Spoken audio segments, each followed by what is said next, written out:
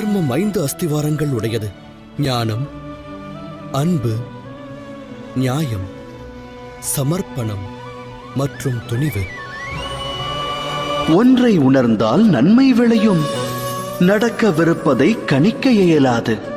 நடக்கப் போவதை உருவாக்கவும் முடியாது. நடப்பதனைத்தும் இனிமையானதென்று மகிழ்ச்சி கொண்ட மனதோடு வாழ்ந்து வருங்காலத்தை எதிர்கொள்ளலாம்.